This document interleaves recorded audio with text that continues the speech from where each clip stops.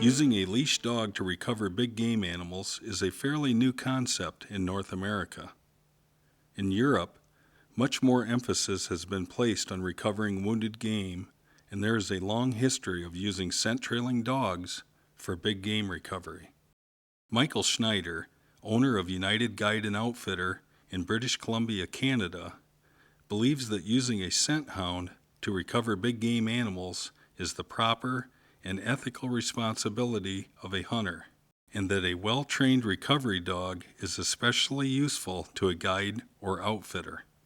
He feels he has added value to offer his hunting clients because of his tracking dogs. Michael's dogs have recovered trophy animals for his hunters that would have certainly been lost due to bad weather, poor shot placement, poor tracking conditions, or other problems. Although all breeds of hunting dogs have the potential to be trained and track wounded game, some were bred specifically for the task. After using other breeds in the past, Michael has now chosen the Slavinsky Kopov, also called the Slovakian Hound, for use on deer, bear, and moose recovery.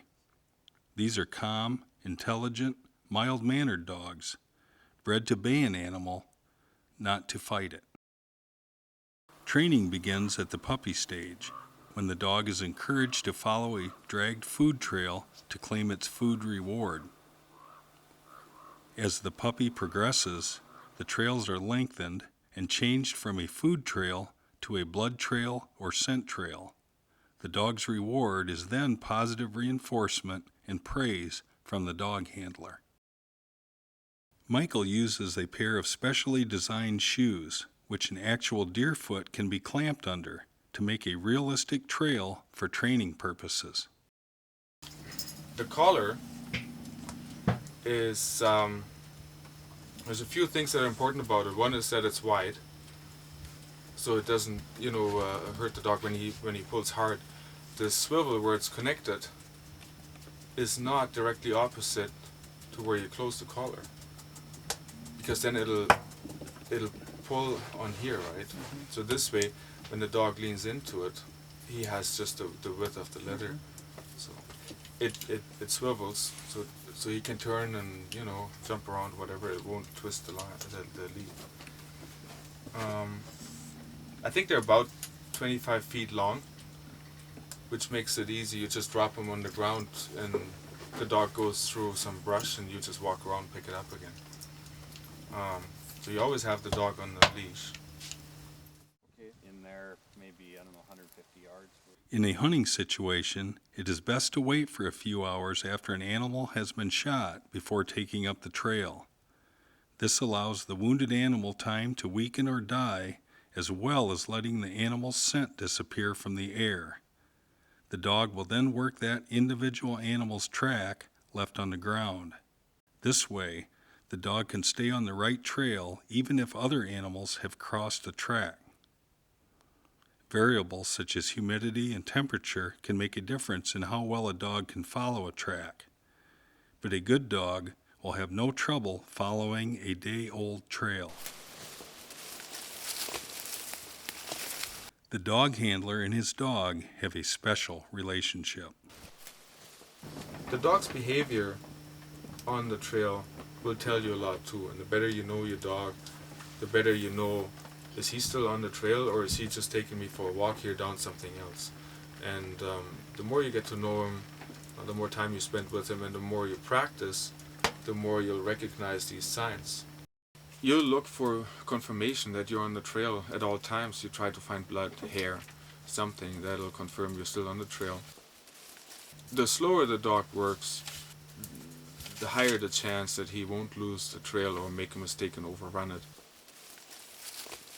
You like to go with the least amount of distractions that you can go with, and whoever is going with you should be, quiet, discreet in the background, and let the dog concentrate on the track. Most tracking dogs don't bark on the trail. they stay silent up until the point where they see the animal. Well, congratulations again. Thank you. First morning. Yes. No, I didn't. realize Yeah. the rest of the hunt is just relaxing stuff. Thanks, bud. Thank you. Good job, Dino. Congratulations for your first. Congratulations. 2.5-year-old Mook has many animals to his credit and does very well on most trails. Michael's 18-month-old female, Cinti, has followed many drag trails, but this is her first actual hunting experience. A bow hunter has made an excellent shot on a nice bull, and Michael is confident that it didn't go far. About 3 hours after the shot, Cinti starts the trail. Soon she is pulling on the leash as she follows the blood trail. Good girl.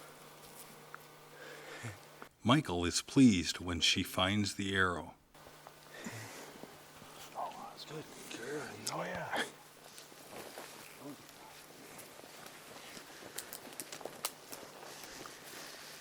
Although she panics a little, having never discovered a full-grown bull moose at the end of a trail, Cinti has now recovered her first big game animal. Nice. Oh, you're welcome. Oh, nice ball. Very nice ball.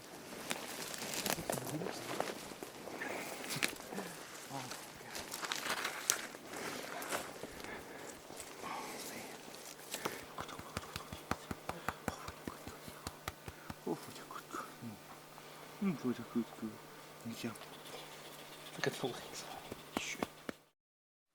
Michael takes advantage of every training opportunity to prepare his dogs for the real test. When the shot is less than perfect, the weather is non-cooperative, and the blood trail is non-existent, a good scent hound can still recover the hunter's trophy. 7 hours after the shot, and after a passing rainstorm, Michael puts Mook on the trail of a wounded bull moose. By joining together the man's knowledge and the dog's nose, the team of dog and handler slowly work out 3/4 of a mile of tough trail. The wounded bull is found laying near the edge of a flooded swamp. The bow hunter is able to put a finishing arrow right behind the bull's shoulder.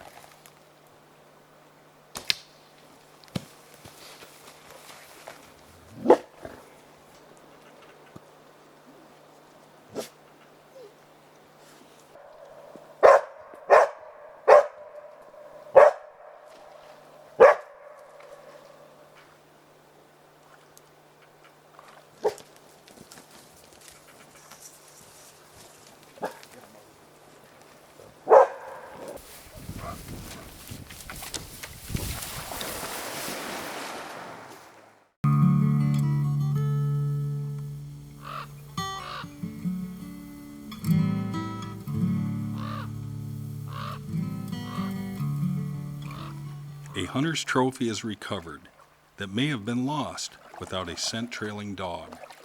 Recovering big game animals with the use of a dog is a new concept to many North American hunters and guides.